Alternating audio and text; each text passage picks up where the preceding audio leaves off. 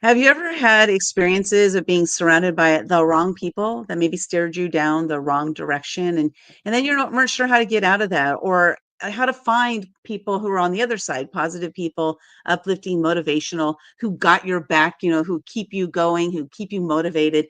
Well, I'm super excited to introduce to you Linda Fisk. She is one of the authors in this book right here, LeadHERship Unveiled: Women Leading with Impact. And one of the significances, I don't know if that's a word here though, is that Linda she's in charge of the LeadHERship Global community, and we're going to be talking about the community. We're going to be talking about how to support and uplift others, how to find those types of communities that will support and uplift you, because it's really important for us to be surrounded by the people who are going to help us to get to where we want to go. So welcome, Linda. It's so exciting to have you here. Why don't you just first share a brief introduction of who you are and what you're all about? Absolutely. Thank you so much, Linda. I have the honor and privilege of serving as the chairwoman of LeadHERship Global. And LeadHERship Global is really designed to help members accelerate their success by defining their vision, growing their leadership, expanding their influence, and really positioning them to leave a lasting legacy. That is our promise to every single member. And we do that by harnessing the knowledge, the influence, the trust of other high-performing women all around the world. We have members in Africa, Europe, Australia, New Zealand, South America, North America, and we bring these phenomenal women together to stimulate idea exchange, to support creativity, to provide resources and tools that otherwise perhaps they wouldn't even know about, and to accelerate both personal as well as professional growth for women all over the world. I love this. Before we go any further, I just want to make sure people know how they can find LeadHERship Global. Just go to lead her, HER, make sure you add the H in there, leadhershipglobal.com for information about how you can become a member. And so, first of all, how did the community come about? Was there like a need to be surrounded by positive people, or how did it come about? I had the good fortune of serving both as a CMO and a CEO for two other global leadership communities. And in those roles as chief marketing officer and chief executive officer, I really saw the incredible transformative impact of leaders coming together to solve problems, to leverage opportunities, to transform an industry. It was absolutely inspiring to see what could happen when leaders come together in a unified vision of possibility, of opportunity. But what I also recognize is in those communities, women only represented about 5% of the membership. Very few 5%? women were a part of those global communities. And so I began to really dig into that and ask questions around why would so few women be a part of these incredibly elite, prestigious organizations. What I heard over and over again is that women didn't feel valued. They didn't feel listened to. They didn't feel cared for. They didn't feel worthy. And my feeling was that women deserve a place where they have a global community of world-class women thought leaders and experts that are brought together to collaborate together to facilitate excellent outcomes for each other, and where they feel respected, where they feel honored, where they feel seen and heard. And so in LeadHERship Global, we've created a community where women feel inspired. They feel motivated by other women leaders who cheer them on, who provide objective counsel and support them to greater and greater levels of success and impact. What I love about this is I was sharing with you before we got started here is I grew up in an environment where women stepped on each other to get ahead. I was in corporate for 36 years and had 49 jobs. And when I became an entrepreneur, I was actually connected with a female group, and I don't even know why I even stepped in the door at the beginning, because I was terrified of women. absolutely terrified that they were going to step on me to get ahead. And I walked into that room that day, the first day, I remember it. And these women came up to me, talked to me about what I was doing, who I am, and wanted to find out how they could support me. Terminology I'd never heard before in my life. So it's interesting how we are brought up to believe one thing, but then sometimes we are introduced to different concepts. Like this might, like you mentioned, only 5% were women.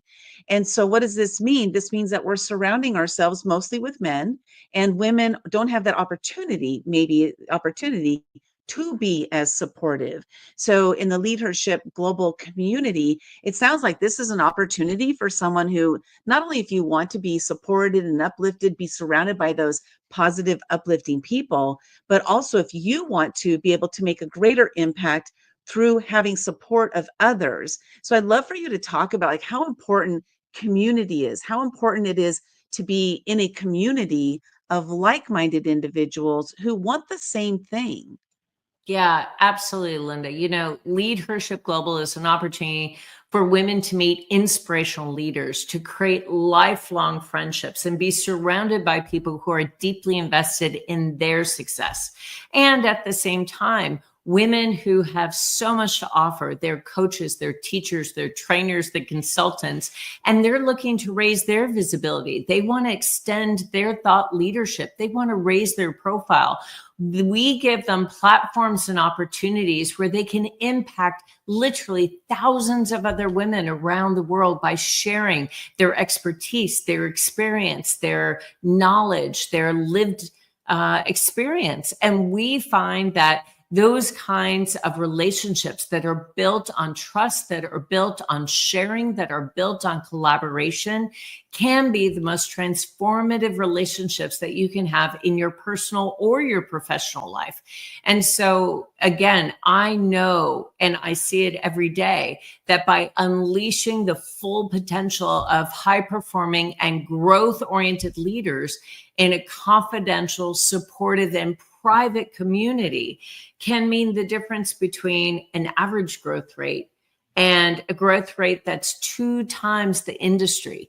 And we see that every single day. We've seen businesses double in size. We've seen partnerships formed, joint ventures created. We've seen nonprofits get fully funded. We've seen women step on some of the biggest stages in the world through LeadHERship Global. We support the individual definition of success of each and every member. And for some members, that's, I want to be a TEDx speaker.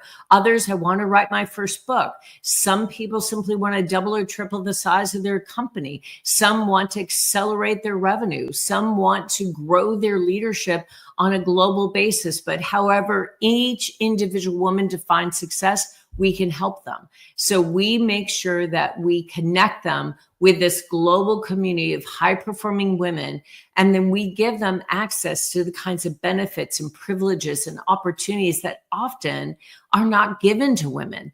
And so we make sure that we help them in their journey of discovery to understand what is available to them and how to access those things. So we provide funding, we provide media opportunities, we provide learning, we provide community. And I believe we are the only organization that embraces the passion of high performing women to positively impact their lives and to impact their definition of success, not mine, not yours, but what they deem to be successful. So we help accelerate their success by integrating, self-directed learning, impactful small group experiences and huge learning events, and then expert-led coaching and mentoring. And we know that women often do very well learning in groups, learning in mentorship relationships, coaching relationships. So we make that abundantly available to every single member, whether you want to be a coach or you want to be coached, whether you want to be a mentor or you want to find a mentor. We create those kinds of relationships because we know that women learn often best in community. How long ago was LeadHERship Global formed? And did it start off really small and then grow into this big organization, or did it start off pretty big right out of the gate? Yeah, I would say that we grew very, very quickly because I did have these relationships with these two other organizations where I served as Mm. CMO and then CEO. And I was well known, I was well respected. And when I left to begin LeadHERship Global, I let my network know that we were creating a really transformative relationship with women around the world to help them embark on a continuous discovery of learning, connection, collaboration that would help them grow and scale their business and nurture new skill sets, new aptitudes, and really help inform their perspective. And with that outreach to just simply tap my network and let them know that that is the next step in my journey, I immediately had about 500 women that said, I'm in. And those Wow. 500 women had such an amazing experience that they told 500 more, who told 500 more. And in the first year, we were at about 5,000 members. And it has grown very steadily since then. And we now have about 10,000 very active members. And then we probably have reached to 25,000 women on a weekly basis who are part of our network, and they support their own leadership journey and their own learning journey by tapping into the events, the learning experiences, the resources and tools of LeadHERship Global. When you first started the company, did you have any idea that it was going to grow that fast? Because that's a big number to jump to in a year. You said 5,000 in 1 year. Did you have any idea or any inkling that it was going to be that big that fast? You know, it's not really for me, it's not about the size of the network that really matters. It's about the transformation that we're able to Mm. create with the members that we serve. So the metrics that I pay attention to are things like how many of our members were able to double the size of their business? How many of our members were able to triple the revenue of their business? How many of our members were able to step on stages that they never thought possible? How many of our members were able to tap into magazine features, television interviews, podcast opportunities, things like that, that they didn't even know were available to them. So Mm. we really take a look at the kind of impact that we're able to create around the world. And so it's less important to me to think about, oh, how big are we becoming? And it's much more important for me to think about how much impact are we creating for the members that are part of our network. Yeah, I hear you because impact is everything. There's a book out there by Wendy Lipton Dibner called Focus on Impact, and it's all about you focus on the impact and then everything else will follow. And I love that. Okay, cool. Well, I love what you're doing. I think it's so important. There was a word that you mentioned there that I think is one that often may get lost sight of, and that's the word trust. Because we must trust the people we're working with, that they have our back. And I share sometimes about how when I was growing up, I ran away when I was 5, and I was gone for an entire week, and I just went to the neighbor's house, so I was safe. But when I came home, I totally lost trust, and that was trust in my family, because they didn't come to get me.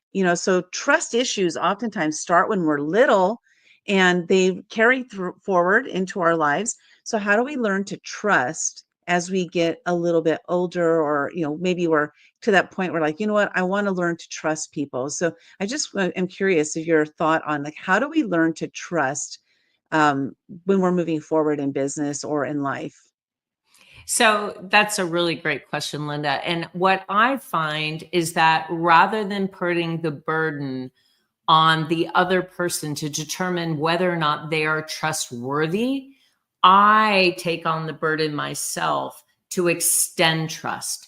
So if I'm willing to extend trust and assume that the other person is trustworthy, then we start with the assumption of trust. Now, that doesn't mean that I'm going to give them the keys to my house over the weekend, Right. but that means that I'm going to venture into this relationship assuming that that person is worthy of trust by extending trust. And I will tell you that that really does have to do with giving to the other person. This really does have to do with your willingness and your ability to actually be the giving party. And I'll tell you that the fulfilling feeling of giving back, giving to others freely without obligation, and contributing to others is absolutely unparalleled. For me, true meaning and purpose is about how you're able to better the lives of the people around you, your loved ones, the people in your community, or maybe the lives of people somewhere else in the world. But meaning never comes from what you get, it comes from what you give. And so finding ways to give back and make an impact in the world, and doing so is an example of extending trust to the other people around you. You will find that people are trustworthy if you extend trust and you immediately find a connection point and provide value. So we always at LeadHERship Global think about how can we start a conversation, an engagement, a relationship by providing value first. We want to always make sure that we are leading with value. We are leading with the opportunity to give to that person. We are leading with the opportunity to give back and make an impact on the lives of the person that's standing right in front of us. And so the more that your focus is on how you can make an impact, the less your focus is on whether or not the people around you are worthy of that gift, worthy of that offer of support, help, and advancement. I remember when I first started Action Takers Publishing, I was doing it all myself because I didn't know what I was doing. I didn't even know I was going to become a book publisher, but I was doing it all myself. And then one of the authors in one of our books said, "Hey, you look a little stressed. Could you use some help?" And so I had to learn how to trust that the person that was offering help was going to fulfill the obligation. So I actually started off with baby steps, and my baby steps were to say, um, I'm going to trust that she does it, but I'm also going to give her something that doesn't matter if it never gets done. So that was like my way of learning how to trust somebody. It was new for me at a later age. And so now that person, I would now, like you mentioned, I would now give them the keys to my house, the keys to my car, the login for my bank accounts and everything, because I have 100% full trust. And what that did is it extended my trust not only to that person, but now to many more. And so I think that's something that for us to look at if we're having issues with people is to, like you kind of like you mentioned, like you're looking at yourself and seeing where you can learn to reach out that olive branch and trust others. Yeah, So it starts by being willing to extend trust, maybe just a yeah. little bit, maybe just that, as you said, that baby step, but also think about what can I do in this relationship to provide value? What can I do to support and advance the intent of this other person? And I got to tell you, throughout your leadership journey, I think every single leader has got to learn how to better serve others, how to genuinely support their advancement. Perhaps it's their overall engagement at work. Maybe it's the next step in their career, or maybe it's about solving some sort of challenge that they have in their business. If you become mindful of the opportunity and I feel the responsibility that you have to serve others, you will find that you're actually serving your own advancement. You're going to find that you're able to serve your own advancement by serving other people. And that includes trust. You're going to be able to create trust in your life by extending trust. You're going to be able to engender trusting relationships by giving to others, by focusing on what value you have to offer, and by extending your whatever degree of trust that you're able to, you're extending that trust to the other person. Linda, this has been a pleasure, hearing you talk about community. And this is something that's so important, for all of us to, I believe, is to find that community of people who are going to be supportive and uplifting. But let's talk a little bit about the book. So we have the book here is, again, LeadHERship Unveiled. And your chapter title in the book is LeadHERship Unveiled, Grit and Grace in Leadership. So why don't you talk a little bit about your chapter without giving the whole thing away? Yes, absolutely. So, Linda, first, I just want to say what a pleasure it's been to work with you and Action Takers Publishing. We are featuring many of the members of LeadHERship Global in the book. We have a really powerhouse anthology, and every single leader has written one chapter that is really just incredibly impactful. They have been vulnerable, transparent. They've opened up their hearts and minds and shared incredibly impactful stories with the readers that will have access to this book very shortly. And I could not be more proud of the members of LeadHERship Global that are all featured in this incredible book. And I could not be more grateful to you for your work to curate this book, to edit the book, to pull the book together, to actually help us publish this book. It's just been an effortless process for us as authors, which is remarkable. So thank you so much for that. And thanks to all of the LeadHERship Global members that contributed, that were really open and honest and vulnerable and transparent around their leadership journeys and their lessons learned along the way. And I will say that in my journey, my leadership style now reflects the experiences and lessons of my journey, but it really does underscore to me the art of embracing adaptability, leveraging setbacks and opportunities for growth, and really recalibrating goals in the spirit of resilience. And I have hit, lots of obstacles along the way, as everyone has. And I do believe that the significance of adaptability and resilience has really emerged as perhaps the defining trait in my approach to leadership now. Because listen, we're all going to face unforeseen challenges, setbacks, external variables that, are roadblocks or obstacles or challenges all along the way. But if we are adaptable and that we sort of embrace a more nimble approach to our ongoing leadership journey, and we're able to recalibrate along the way, we're able to learn from those lessons that will lift us over time. And what I have learned, as you noted, my title is Grit and Grace, is that grit really determines the life challenges that will neither define us nor defeat us. It's the toughness, it's the courage, it's the bravery, it's the resilience and the spirit that drives us forward.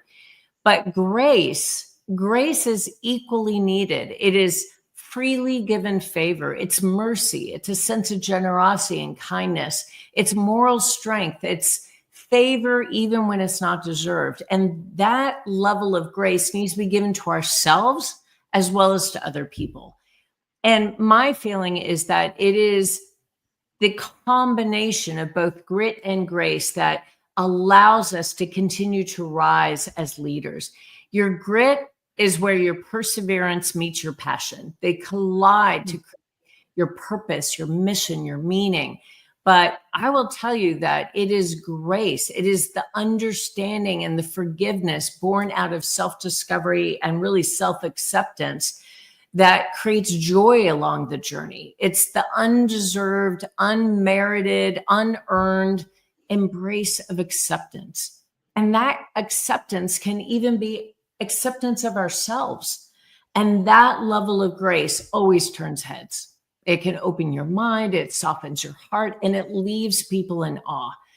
And so it's really the combination of grit and grace that I believe has allowed me to continue to elevate my leadership and continue to give me the strength to persevere, and also along the way to experience deep, true, authentic joy. So I am, again, incredibly grateful to be able to tell my story, but I'm incredibly proud of every single author and their contribution to this book. And I'm very grateful to you, Linda, and Action Takers Publishing bringing such incredible, heartfelt, purpose-driven stories together under one book. We're honored to bring them together as well. This is, something I absolutely love doing.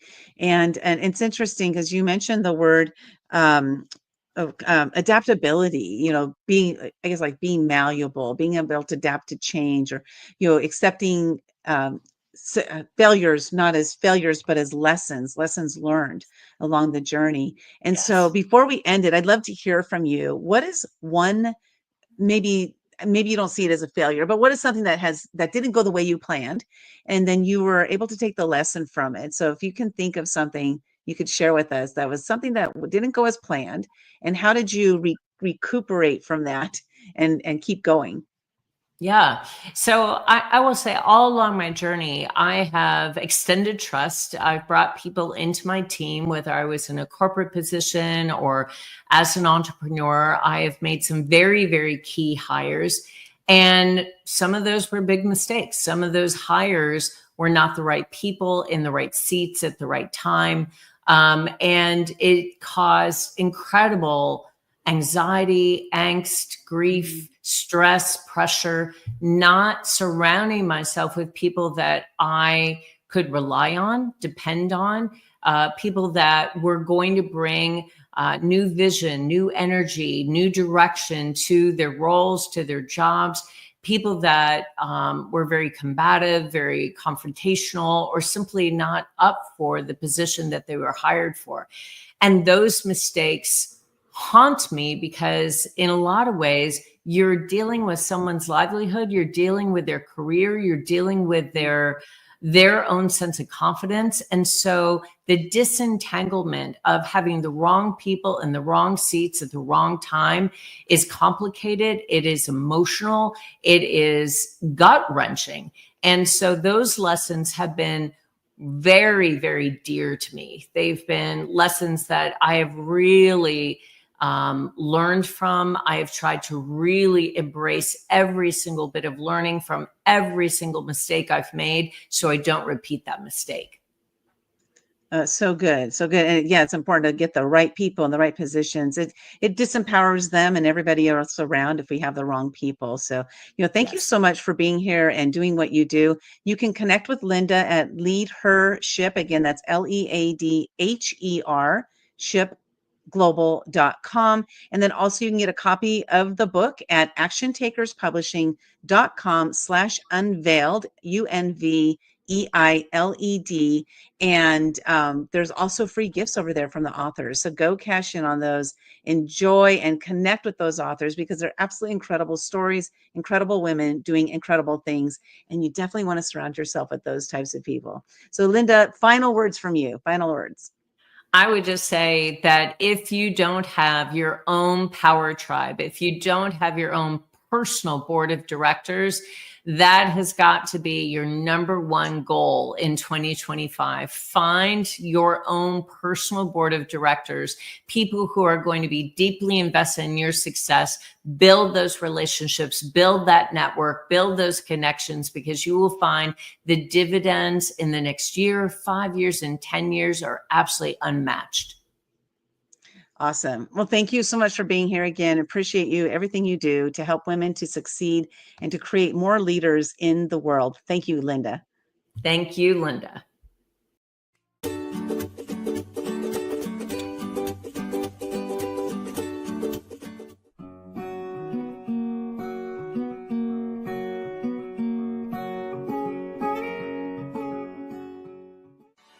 You took the overwhelm out of the whole entire process. You said you set the guidelines, you said how many words to have. And it's like, once I sat down and started typing, it just all came out so quickly and so easily. And I loved it. And I had fear to write. And I know about that. I know about that blockage within myself, but it just was so amazing how easy the process was working with Action Takers Publishing.